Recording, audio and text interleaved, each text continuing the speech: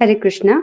हम श्रीमद् भगवद गीता के द्वितीय अध्याय गीता का सार इसके 29वें श्लोक को आज पढ़ रहे हैं। पहले हम इस श्लोक की कुछ आवृत्ति करेंगे। बहुत अच्छा श्लोक है। हम इतना आत्मा के विषय में पढ़ रहे हैं, फिर भी भगवान बताते हैं कि इतना पढ़ने के बाद, इतना सुनने के बाद भी ये तत्व समझ नहीं आता है। अगर आपको लग रहा है कि आपको आत्मा का तत्व नहीं समझ आया, ऐसा होता है। सभी लोग इसको आश्चर्य करके देखते हैं। आप हम श्लोक की आवृत्ति करेंगे। पहले डिम्पल जी आप करिए। आश्चर्यवत् पश्यति कश्चिदेनम् आश्चर्यवत् पश्यति कश्चिदेनम् आश्चर्यवद् वदति तथैव चान्यः आश्चर्यवद् वदति तथैव चान्यः आश्चर्यवच्चैनमन्यः शृणोति आश्चर्यवच्चैनमन्यः शृणोति श्रुत्वापयेनं वेद न चैव कश्चित्। श्रुत्वापैनं वेद न चैव कश्चित्। बहुत सुंदर डिम्पल जी, आपने बहुत अच्छा किया। आभा जी आप प्रयास कीजिए। आश्चर्यवत् पश्यति कश्चिदेनम् आश्चर्यवत् पश्यति कश्चिदेनम् आश्चर्यवद् वदति तथैव चान्यः आश्चर्यवत् वदति तथैव चान्यः आश्चर्यवच्चैनमन्यः शृणोति आश्चर्यवच्चैनमन्यः शृणोति श्रुत्वापयेनं वेद न चैव कश्चित्। श्रुत्वापयेनं वेद न चैव कश्चित्। बहुत सुंदर आभा जी। गरिमा जी बाप कीजिए। आश्चर्यवत् पश्यति कश्चिदेनम् आश्चर्यवत् पश्यति कश्चिदेदम् आश्चर्यवद् वदति तथैव चान्यः आश्चर्यवद् वदति तथैव चान्या आश्चर्यवच्चैनमन्यः शृणोति आश्चर्यवच्चैनमन्या शृणोति श्रुत्वापयेनं वेद न चैव कश्चित्। श्रुत्वापयेनं वेद न चैव कश्चित्। बहुत सुंदर गरिमा जी, आपने बहुत अच्छा किया। देखिए, जब किसी और की बारी आती है, आपका माइक ऑफ रहता है, तब ऐसा नहीं करना कि आप बस चुप रहो। आपको भी बोलना है, क्योंकि कभी भी आपका नंबर आ सकता है। ठीक है, जब कोई और बोल रहा है तो आपको माइक ऑफ करके आपको भी गाना है। ओके। और क्लास से पहले ये जो श्लोक है, ये ग्रुप में डाल दिया जाता है ताकि आप इसको गाने का अभ्यास करो। आप भगवद गीता के स्टूडेंट हो, अगर आपको भगवद गीता गाने नहीं आई तो क्या मतलब, राइट? भगवद गीता का रस तब आता है जब आप उसके श्लोकों को पढ़ सको। जिन श्लोकों को आप गा सकते हो, देखो उसमें कितना रस आता है कि नहीं? हम पढ़ ही रहे सिंसियरली तो हम गाना भी सीख सकते हैं। और आपकी सुविधा हेतु उस श्लोक को पहले ही ग्रुप में डाल दिया जाता है, राइट? आप ग्रुप में उसको प्रैक्टिस कर सकते हो। अब हम आगे चलते हैं। इस श्लोक में भगवान क्या कह रहे हैं? भगवान कह रहे हैं, कोई आत्मा को आश्चर्य से देखता है। अरे, ये आत्मा कैसी है? इसमें 6 के 6 विकार नहीं होते, इसमें कोई परिवर्तन नहीं होता, राइट? कोई इसे आश्चर्य की तरह बताता है, तुमको पता है हम शरीर नहीं आत्मा है। तथा कोई इसे आश्चर्य की तरह सुनता है, अच्छा क्या मैं शरीर नहीं हूं? किंतु कोई कोई इसके विषय में सुनकर भी कुछ नहीं समझ पाते, है ना? भगवान कह रहे कि इसके विषय में लोग आश्चर्य, कोई इसको आश्चर्य से देखता है, कोई इसे आश्चर्य की तरफ बताता है, और कोई इसे आश्चर्य की तरफ सुनता है, किंतु कोई कोई इसके विषय में सुनकर भी कुछ नहीं समझ पाते। आत्म तत्व क्या है? थोड़ा टफ कॉन्सेप्ट है, थोड़ा मुश्किल है। आत्मज्ञान को प्राप्त करने की योग्यता क्या है? हमने इसको अध्याय 1 में सीखा था। अध्याय 1 में ये बहुत महत्वपूर्ण बात हमने सीखी थी कि आत्मज्ञान को प्राप्त करने की योग्यता क्या है। क्या है? जल्दी से उसको रिवाइज करते हैं। इंद्रियां संयमित हो, उस व्यक्ति का हृदय कोमल हो और वो भगवान की सेवा में रत हो। ये 3 गुण अर्जुन में विद्यमान है, इसीलिए भगवान उनको आत्मज्ञान दे रहे हैं, राइट? जब व्यक्ति आत्मज्ञान को प्राप्त करता है तो वो शोक, भय, मोह आदि से मुक्त हो जाता है। और अर्जुन इस वक्त शोकाकुल है, शोक से युक्त है, इसलिए भगवान उनको आत्मज्ञान दे रहे हैं। लेकिन अब कह रहे हैं कि अगर तुम इसे नहीं भी समझ पा रहे हो, कि आत्मा को सभी कोई कोई आश्चर्य से देखता है, कोई आश्चर्य से बताता है, किंतु कोई कोई इसके विषय में सुनकर भी कुछ नहीं समझ पाता, ऐसे बता रहे भगवान अब, नहीं। तो अब हम इसके तात्पर्य को पढ़ते हैं। अनुवाद और तात्पर्य कृष्ण कृपा मूर्ति श्री श्रीमद एसी भक्ति वेदांत स्वामी श्रील प्रभुपाद द्वारा। चूंकि गीतोपनिषद उपनिषदों के सिद्धांत पर आधारित है, अतः कठोपनिषद में 1.2.7 में इस श्लोक का होना कोई आश्चर्यजनक नहीं है। क्या है ये? श्रवण्यापि बहुभिर्यो न लभ्यः श्रवन्तोऽपि बहवो यं न विद्युः आश्चर्यो वक्ता कुशलोस्य लब्धा आश्चर्योस्य ज्ञात्या कुशलानुष्ट। इसमें भी यही बात बोले कि ये बहुत रेयर है कि कोई आत्मा को जानने की इच्छा करे, राइट। और उससे भी रेयर है जो उसके बारे में उसको सही सही सुने, और ये सबसे रेयर है कि हमको कोई ऐसा व्यक्ति मिले जो जिसको आत्मा का अनुभव प्राप्त हो, राइट। इसी श्लोक को कठोपनिषद में भी इसी बात को बताया गया है। विशाल पशु, विशाल वट वृक्ष तथा 1 इंच स्थान में लाखों करोड़ों की संख्या में उपस्थित सूक्ष्म कीटाणुओं के भीतर अणु आत्मा की उपस्थिति निश्चित रूप से आश्चर्यजनक है कि नहीं? एक विशाल पशु, एक विशाल वट वृक्ष तथा 1 इंच स्थान में लाखों करोड़ों की उपस्थिति में सूक्ष्म कीटाणु। अगर हम माइक्रोस्कोप के नीचे देखें तो हमारे हाथ में भी बहुत सारे कीटाणु हैं, राइट। अब इन सभी के भीतर क्या है? अणु आत्मा की उपस्थिति है। हाथी में भी वही जीवात्मा है, पेड़ में भी वही है, चींटी में भी वही है, और ये जो जीवाणु है उनके भीतर भी वही आत्मा है, राइट। तो क्या है? ये आत्मा की उपस्थिति निश्चित रूप से आश्चर्यजनक है ना। एक छोटा सा आत्मा हमारे भी शरीर में वही है, राइट। चींटी के शरीर में भी वही है, हाथी के शरीर में भी वही है, इज़न्ट इट? तो ये बहुत आश्चर्य की बात है। अल्पज्ञ तथा दुराचारी व्यक्ति अणु आत्मा के स्फुलिंग के चमत्कारों को नहीं समझ पाता, भले ही उसे बड़े से बड़ा ज्ञानी जिसने विश्व के प्रथम प्राणी ब्रह्मा को भी शिक्षा दी हो क्यों न समझाए। मतलब जो अल्पज्ञ है, जो दुराचारी व्यक्ति है, राइट, वो इस आत्म तत्व के विषय में नहीं समझ सकता, भले ही उसको भगवान ही आकर क्यों न समझाएं, राइट। आत्मिक तत्व को समझने के लिए योग्यता चाहिए, जिसको हमने अध्याय 1 में समझा था। उस व्यक्ति का हृदय कोमल होना चाहिए, उसकी इंद्रियां संयमित होनी चाहिए, और वो भगवान की सेवा में रत होना चाहिए। दुर्योधन का हृदय कोमल नहीं है, इसलिए भगवान उसको जाकर नहीं समझा रहे।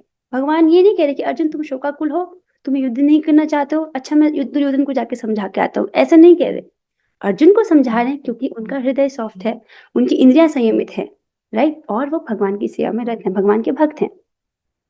देखिए इस बात को, धृतराष्ट्र है, इनको समझाने के लिए स्वयं व्यासदेव आते हैं। व्यासदेव कौन है? वे स्वयं भगवान है, राइट। फिर भी जो धृतराष्ट्र है वो नहीं समझते। भीष्म पितामह समझाते हैं, जो कि महाभागवत हैं, नहीं समझते, राइट। और विदुर जी समझाते हैं, जो कि महाभागवत है, तो भी नहीं समझते। अब समझ रहे हैं कि अल्पज्ञ तथा दुराचारी व्यक्ति अणु आत्मा के स्फुलिंग के चमत्कारों को नहीं समझ पाता, भले ही उसे बड़े से बड़ा ज्ञानी जिसने विश्व के प्रथम प्राणी ब्रह्मा को भी शिक्षा दी हो। किसने दी है विश्व के प्रथम प्राणी ब्रह्मा को शिक्षा? भगवान ने दी है, राइट। चाहे उसको भगवान ही आकर क्यों न समझाए। आगे चलते हैं।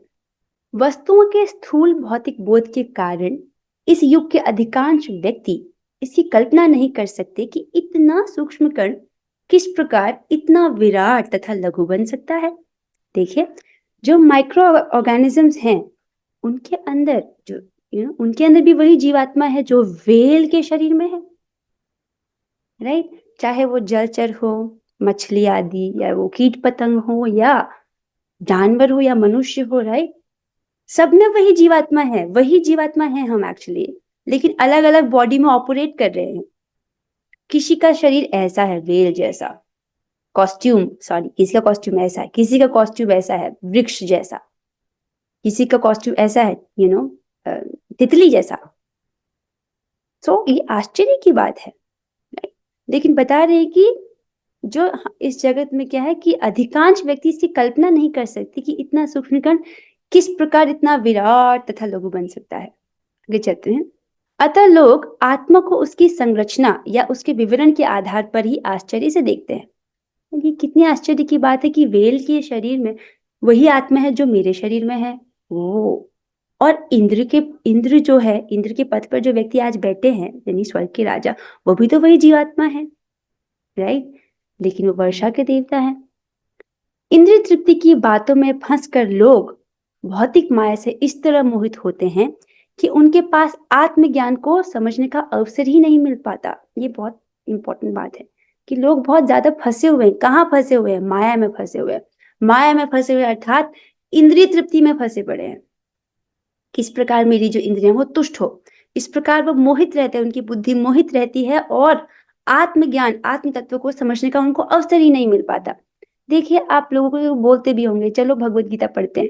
आत्मज्ञान कौन समझा सकता है? ठीक ठीक, भगवान, राइट? आत्मज्ञान हम किससे समझते हैं? भगवान से समझते हैं, राइट? प्रमाणिक तो सबसे बड़ा प्रमाण भगवान के शब्द हैं। तो आप बोलोगे कि चलो भगवत गीता पढ़ते हैं, तो ये बहुत कॉमन आंसर होगा कि लोग कहते हैं कि नहीं, मैं बहुत बिजी हूँ। कहाँ बिजी हैं? अगर आत्म साक्षात्कार के लिए कार्य करने के लिए उनके पास समय नहीं है तो कहाँ बिजी हैं? अपनी इंद्रिय तृप्ति में, माया में, राइट? इंद्रिय तृप्ति की बातों में फंसकर लोग भौतिक शक्ति, माया से इस तरह मोहित होते हैं कि उनके पास आत्मज्ञान को समझने का अवसर ही नहीं रहता। यद्यपि यह तथ्य है कि आत्मज्ञान के बिना सारे कार्यों का दुष्परिणाम जीवन संघर्ष में पराजय के रूप में होता है। अब समझ रहे हैं इसको, कितनी गहरी बात है। हम अगर जीवन में बहुत व्यस्त हैं और आत्मज्ञान के बिना अपना पूरा जीवन बिता रहे हैं, जीवन संघर्ष में लगे हैं, तो पूरा का पूरा जीवन हमारा कैसा माना जाएगा? पराजय के रूप में। हमारी हार है, वो मनुष्य जीवन की हार है। देखिए, जैसे ये व्यक्ति है, इसकी टू डू लिस्ट है, इसके पास गाड़ी है, बंगला है, खूब सारा पैसा है, लेकिन आत्मज्ञान नहीं है, तो शास्त्र कहते हैं कि ये फेल हो गया। आत्मज्ञान के बिना सारे कार्यों का दुष्परिणाम जीवन संघर्ष में पराजय के रूप में होता है, राइट? हमारा पिछले जन्म में भी तो देह था। ये जो आहार, निद्रा, भय, मैथुन वाले कार्य तो जानवर भी कर रहे हैं, तो मनुष्य देह प्राप्त करने का क्या लाभ हो गया? जो लोग माया में है वो क्या कर रहे हैं कि हम किस प्रकार से आहार, निद्रा, भय, मैथुन कैसे और अच्छा कर सके, हम और अच्छे घर में रहें, ताकि हमको और अच्छा बिस्तर हो, और अच्छा कंबल हो, क्या निद्रा अच्छे से आए, और अच्छा खाएं। तो ये सब फैसिलिटीज हम भौतिक सुविधाओं के पीछे अगर लगे हैं और आत्मज्ञान को जानने का नहीं प्रयास कर रहे हैं तो हमारा जीवन विफल है। लेकिन आप सभी लोग बहुत बुद्धिमान हैं क्योंकि आप भगवत गीता पढ़ रहे हैं, राइट? आपने भगवान का आश्रय लिया, आपने भगवत गीता का आश्रय लिया है। आत्मज्ञान के बिना सारे कार्यों का दुष्परिणाम जीवन संघर्ष में पराजय अर्थात हार के रूप में होता है। संभवतः उन्हें इसका कोई अनुमान नहीं होता कि मनुष्य को आत्मा के विषय में चिंतन करना चाहिए और दुखों का हल खोज निकालना चाहिए। तो यही मनुष्य जीवन का अर्थ है, यही मनुष्य जीवन का प्रयोजन है। ये सब भोग तो बाकी योनियों में उपलब्ध हैं और मनुष्य का जीवन तप साध्य है, तप करने के लिए मिला है, राइट? तो मनुष्य को क्या करना चाहिए? आत्मा के विषय में चिंतन करना चाहिए कि मैं शरीर नहीं हूं, मैं आत्मा हूं। मैं अपना समय कहाँ बिता रही हूँ पूरा दिन? कहीं ऐसा तो नहीं है सिर्फ मैं शरीर को पोषने में अपना पूरे जीवन शक्ति खर्च कर रही हूँ? हम देखते हैं कि अगर किसी व्यक्ति का रूटीन ऐसे चल रहा है कि सुबह उठो, चाय पियो, फिर ब्रेकफास्ट कर लो, ऑफिस चले जाओ, ठीक है, वापस आओ, अपने परिवार से बात कर लो, कुछ फोन चला लो, टीवी देख लो, फिर डिनर कर लो, फिर सो जाओ। ये भौतिकतावादी व्यक्ति का जीवन है और बिल्कुल भी उसके पास समय नहीं है आत्मज्ञान के लिए, राइट?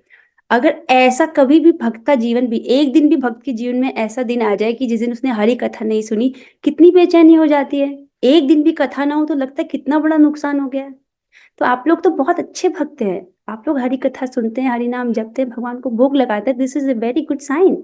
आप लोगों को अपने श्रेय क्या है वो पता है और उस वक्त और आप टाइम इन्वेस्ट करो, दिस इज गुड, राइट?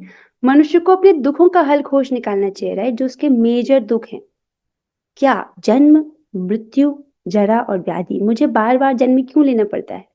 मुझे बुढ़ापा क्यों फेस करना पड़ता है? मैं नहीं चाहती कि मैं बूढ़ी हूं।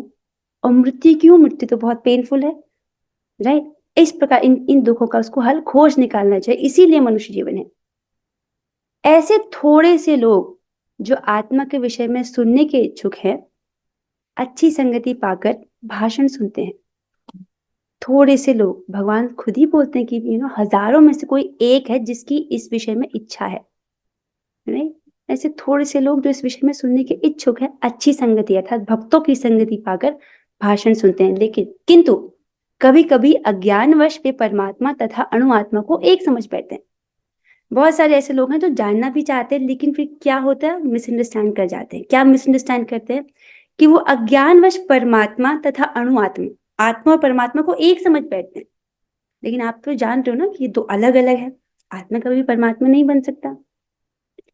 ऐसा व्यक्ति खोज पाना कठिन है जो परमात्मा, अणुआत्मा, उनके पृथक पृथक कार्यों तथा संबंधों एवं अन्य विस्तारों को सही ढंग से समझ सके, अर्थात जिसको इस ज्ञान का अनुभव हो जाए कि वो शरीर नहीं आत्मा है और वहां पर वही परमात्मा भी विद्यमान है। देखो, पूर्णता के 3 सोपान होते हैं। पहला सोपान होता है ब्रह्म का लेवल, जब व्यक्ति ये समझता है कि मैं शरीर नहीं हूं, मैं आत्मा हूं, इस बात का उसको अनुभव हो जाता है, राइट? तब उसका जो भय, शोक, मोह था, अपने आप को शरीर मानकर जो चल रहा था, वो सब उस मुक्त हो जाता है उससे, राइट? उसको अपना वास्तविक पता चल जाता है कि मैं आत्मा हूँ। अगला लेवल आता है, वो परमात्मा को जानता है, राइट? अपने हृदय में भी परमात्मा को देख रहा है, सभी जीवों में भी परमात्मा को देख रहा है। अब आप सभी में परमात्मा को देखने लगोगे तो आप राग और द्वेष से ऊपर उठ जाओगे, राइट? राग और द्वेष कब होता है? जब हम सामने वाले व्यक्ति को देखते हैं, अच्छा इसने मुझे गलत बोला ना, इसने मेरे साथ वो किया था, तो राग और द्वेष आता है।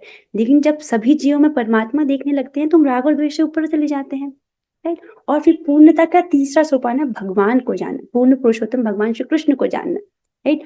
उनका अनुभव प्राप्त करना। तो ऐसा व्यक्ति खोज पाना कठिन है जो परमात्मा, अणुआत्मा, उनके पृथक पृथक कार्यों तथा संबंधों एवं अन्य विस्तारों को सही ढंग से समझ सके, जिसको इनका पूरे का अनुभव हो। ऐसे व्यक्ति खोजना बहुत मुश्किल है, बहुत रेयर है, नहीं ऐसे बोल रहे हो। इससे भी अधिक कठिन है ऐसा व्यक्ति खोज पाना जिसने आत्मा के ज्ञान से पूरा पूरा लाभ उठाया हो और जो सभी पक्षों से आत्मा की स्थिति का सही सही निर्धारण कर सके, राइट? ऐसा व्यक्ति खोजना और भी मुश्किल है जो आत्मा के ज्ञान को जानता है, उसने पूरा लाभ भी उठाया है, बेसिकली उसने उसका अनुभव प्राप्त कर लिया है। किंतु यदि कोई किसी तरह से आत्मा के विषय को समझ लेता है तो उसका जीवन सफल हो जाता है, राइट? जीवन सफल ये नहीं है कि हमने बहुत सारा धन इकट्ठा कर लिया है, बहुत सारा कामिनी कांचन के पीछे हम पड़े, वो जीवन की सफलता नहीं है। शास्त्र क्या कह रहा है कि किसी तरह से आत्मा के विषय को जो व्यक्ति समझ लेता है उसका जीवन सफल हो जाता है, राइट? जिसकी टू डू लिस्ट में आत्मज्ञान है प्रायोरिटी 1 पर और वो जान लिया उसने, वो जीवन में पास हो गया, राइट? तो हम देख रहे हैं ना कि जीवन में बहुत सारे लोग जो है, वो लोग तो फेल ही है क्योंकि वो तो प्रयास ही नहीं कर रहे। जो क्लास में नहीं आ रहा गीता क्लास में, राइट, जो प्रयास ही नहीं कर रहा आत्म तत्व को जानने की, वो तो पहले से फेल है ना। जैसे जो स्कूल जा रहा है, जो पढ़ाई कर रहा है, वो तो पास होगा। जो बिल्कुल आ ही नहीं रहा स्कूल में, जो सड़क पर घूम रहा है, वो तो पहले से फेल है कि नहीं? Right? आप लोग आ रहे हो, प्रयास करो, दिस इज गुड, राइट? यदि कोई किसी तरह से आत्मा के विषय को समझ लेता है तो उसका जीवन सफल हो जाता है। इस आत्मज्ञान को समझने का सरलतम उपाय यह है। क्या है इस आत्मज्ञान को समझने का सरलतम उपाय? सुनिए, कि अन्य मतों से विचलित हुए बिना परम प्रमाण भगवान कृष्ण द्वारा कथित भगवत गीता के उपदेशों को ग्रहण कर लिया जाए। बहुत सारे अन्य मत हैं लोगों के, उनसे प्रभावित नहीं होना है कि अरे किसने देखा है आत्मा को मृत्यु के बाद, एक ही जीवन है, ये सारे सब जो मत है उनको नहीं, ये आत्मा परमात्मा एक होते हैं, नहीं निराकार है, ये सब मतों को इनसे विचलित हुए बिना परम प्रमाण भगवान कृष्ण द्वारा कथित भगवत गीता के उपदेशों को ग्रहण कर लिया जाए। जो भगवत गीता में भगवान कह रहे हैं, जो इंस्ट्रक्शंस हैं, उनको एक्सेप्ट कर लिया जाए। अगर कोई व्यक्ति ऐसा करेगा तो वो आत्मज्ञान को समझ सकता है। लेकिन इसमें भी किंतु इसके लिए भी इस जन्म में या पिछले जन्मों में प्रचुर तपस्या की आवश्यकता होती है, राइट? तभी कृष्ण को श्री भगवान के रूप में स्वीकार किया जा सकता है, राइट? जिस व्यक्ति ने, मतलब वो समझ तो सकता है लेकिन उसको प्रचुर तपस्या की आवश्यकता है। उसने कम से कम पिछले जन्मों में या इस जन्म में बहुत तपस्या उसने करी होनी चाहिए, तभी वो ये स्वीकार कर पाएगा कि कृष्ण ही पूर्ण पुरुषोत्तम भगवान है। ये बात भगवान आगे के अध्याय में स्पष्ट करते हैं कि अनेक जन्म जीवात्मा जब तपस्या करता है तब वो इस ज्ञान को समझ पाता है कि मैं ही सबका स्रोत हूँ, राइट, मैं ही पूर्ण पुरुषोत्तम भगवान हूँ। सो उसके बाद वो उनको स्वीकार करता है भगवान के रूप में और उनकी प्रेमा भक्ति में लगता है, राइट। तो प्रचुर तपस्या की आवश्यकता होती है, तभी कृष्ण को भगवान के रूप में स्वीकार किया जा सकता है। पर कृष्ण को इस रूप में जानना शुद्ध भक्तों की अहेतु की कृपा से ही होता है, अन्य किसी उपाय से नहीं होता। जैसे वो भगवान को इस रूप में स्वीकार कर सकता है, राइट। तो भगवान को कौन जानता है? केवल उनके भक्त जानते हैं। अगर हमको शुद्ध भक्तों की अहेतु की कृपा प्राप्त हो जाए तो हम भगवान को इस रूप में जान सकते हैं। आप मानते हैं ना कि प्रभुपाद जी भगवान के शुद्ध भक्त हैं, isn't it? ये जो भगवत गीता में उनके तात्पर्य है वो हम पर कृपा है, राइट। इन शब्दों के माध्यम से वो हम पर कृपा ही तो कर रहे हैं, वो उनकी इच्छा है कि हम इसे पढ़ें और समझें, isn't it? ये गुरु महाराज का इंस्ट्रक्शन है हम सभी के लिए, राइट। तो इंस्ट्रक्शन के रूप में उन्होंने कृपा ही दी है हमको, नहीं। तो शुद्ध भक्तों की अहेतु की कृपा से ही ऐसा हो पाता है।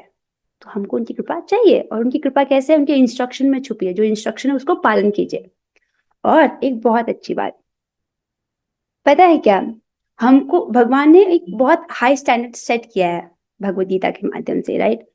लेकिन भले स्टैंडर्ड हाई हो, लेकिन हम हार नहीं मानेंगे, हम लगे रहेंगे। यही तो भक्तों की स्पिरिट है कि रोज जप करते हैं, रोज जप करते हैं, राइट। और भगवान पता है क्या कहते हैं? भगवत गीता के 10वें अध्याय के 10वें श्लोक में कहते हैं, तेषां सतत युक्तानां भजतां प्रीतिपूर्वकं ददामि बुद्धि योगम तम येन माम उपयान्ति ते। भगवान कहते हैं जो प्रेम पूर्वक मेरी सेवा करने में निरंतर लगे रहते हैं, उन्हें मैं ज्ञान प्रदान करता हूँ जिसके द्वारा वे मुझ तक आ सकते हैं। हमको अपनी तरफ से सिंसियरली प्रयास करने की, देखो कृष्ण आपने ये बोला था मैं कोशिश कर रही हूँ, मैं कोशिश कर रहा हूँ उसको अच्छे से करने का। अब तुम देखो, जब कृष्ण को आप अपनी तरफ से सिंसियरली प्रयास कीजिए, राइट, और फिर बता दो भगवान मुझ में ये 4 दोष हैं कि मेरी इंद्रियां अपूर्ण है, मैं भ्रमित हो जाती हूँ इंद्रियों से, राइट, मेरी इंद्रियां मुझको भ्रमित कर देती है, मुझ में धोखा खाने की प्रवृत्ति, और चाहता क्या, भुलक्कड़, हम भूल जाते हैं, राइट। तो ये हमारे दोष है। और उसके बाद भी अगर आप हमसे एक्सपेक्ट कर रहे हो कि हम बहुत बुद्धिमान होके, बहुत इंटेलिजेंस हमसे एक्सपेक्ट कर रहे हो, तो सॉरी। ये श्रीमद् भागवतम ऐसे कहती है कि कलयुग के जो जीव कैसे है, उनका भाग्य भी सुमंद है, उनकी मति भी सुमंद है, फिर भी हम प्रयास कर रहे हैं। अब नहीं हो पा रहा तो आप हेल्प कर दो, राइट। तुम ही ऋषिकेश है, तुम ही ऋषि का दमी है, ऐसे भगवान की शरण ग्रहण कर लीजिए, राइट। पर अपनी तरफ से हमको अपना बेस्ट प्रयास करना है, सिंसियरली, ओके। तो भगवान खुद ही कह रहे हैं कि जो प्रेम पूर्वक मेरी सेवा करने में निरंतर लगे रहते हैं उन्हें मैं ज्ञान प्रदान करता हूं जिसके द्वारा वे मुझ तक आ सकते हैं। तो बस हमको पहला स्टेप करना है, प्रेम पूर्वक भगवान की सेवा में निरंतर लगे रहना है। सेकंड स्टेप भगवान करेंगे, उन्हें मैं ज्ञान प्रदान करता हूँ, this is his work, okay, जिसके द्वारा हम भगवान तक पहुंच सकते हैं, ओके।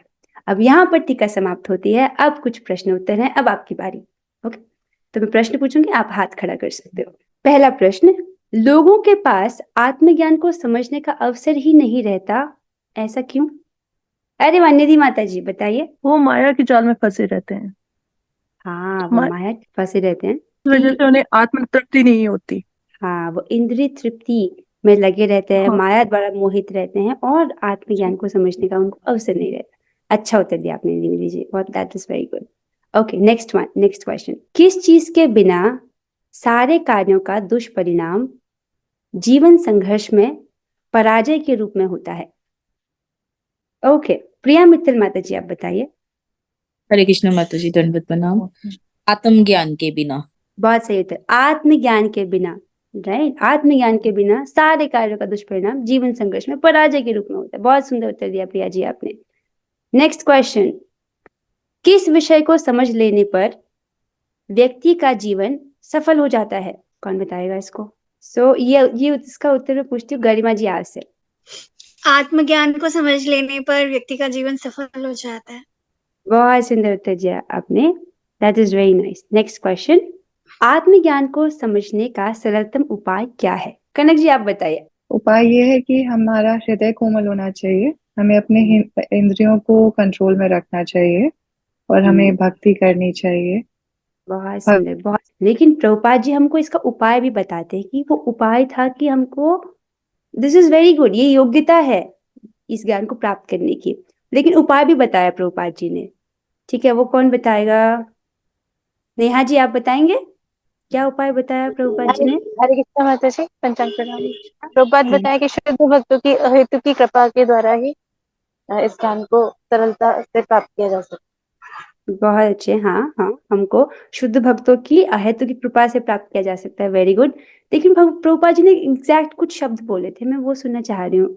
ये है कि उन्होंने कहा था इसका सरलतम उपाय ये है कि हमको परम प्रमाण भगवान श्री कृष्ण के द्वारा बोले गए भगवत गीता के इंस्ट्रक्शंस को सुनना चाहिए।